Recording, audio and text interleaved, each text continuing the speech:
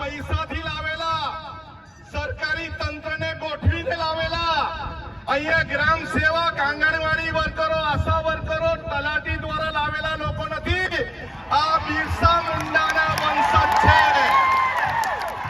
આ બિરસા મુંડાજીના વંશજ છે. જાતે રોટલો ખાઈને આવેલા છે, કોઈના બાપના વેચાયેલા નથી.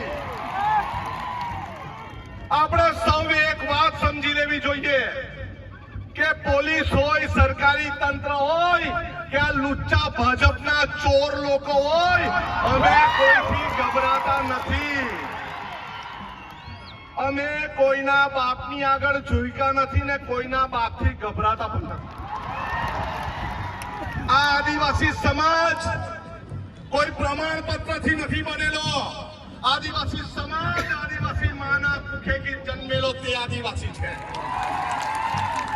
અત્યાર સુધીના અમારા 13 જેટલા પડતર પ્રશ્ન અમને સોલ્વ કરી આપો, પછી તમે વિશ્વ આદિ દિવસ ઉજવો અને પછી તમે બિરસા મુંડાજીની જન્મ જયંતિ ઉજવો.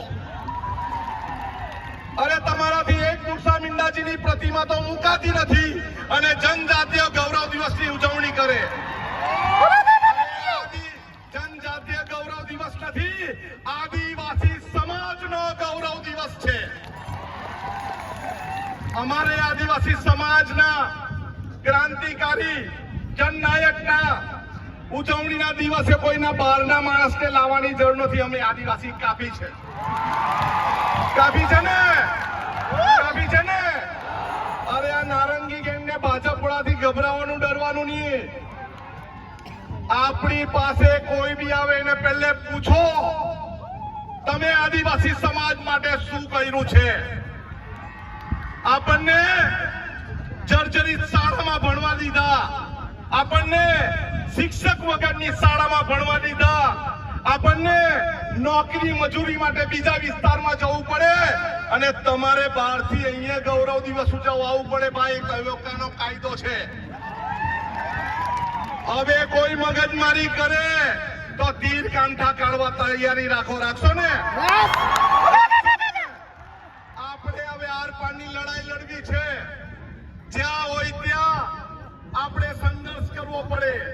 અહીંયા આદિવાસી દિવસ ઉજવવો હોય, આજે આદિવાસી ગૌરવ દિવસ ઉજવવો હોય ત્યારે પોલીસ એમ કે પરવાનગી લેવો. ભાઈ કેમ? અમારે અમારી જમીન પર પરવાનગી લેવાની. હવે કોઈ પરવાનગી નહીં, રસ્તા પર બેસીને જ આંદોલન થશે અને રસ્તા પર બેસીને જ ઉજવણી ઉજવાશે. આદિવાસી સમાજની સાથે વિધાનસભામાં લડવા વાળા અમે 2 જણા કાફી છે. અમને બીજા કોઈની જરૂર નથી. પોસ્ટ મેટ્રિક નો પ્રશ્ન હોય, ખોટા આદિવાસી પ્રમાણપત્ર નો પ્રશ્ન હોય કે અત્યારે 40% વાત કરે એ પ્રશ્ન હોય, રોસ્ટર નો પ્રશ્ન હોય, આપણા ભૂમાફિયાઓનો પ્રશ્ન હોય, ખનીજ માફિયાનો પ્રશ્ન હોય, ઉદ્યોગોના પ્રદૂષણનો પ્રશ્ન હોય, આપણે હવે એકલા તે લડવાની તૈયારી રાખવાની છે. બધા લડવા તૈયાર છો? બધા તૈયાર છો? બસ આટલું જ. ગરમી પણ ઘણી છે. તમે ખૂબ પ્રેમથી મને સાંભળ્યો બદલ સૌનો આભાર. જય આદિવાસી! જય આદિવાસી! જય જોહાર! સૌનો આભાર. આભાર આનંદભાઈ.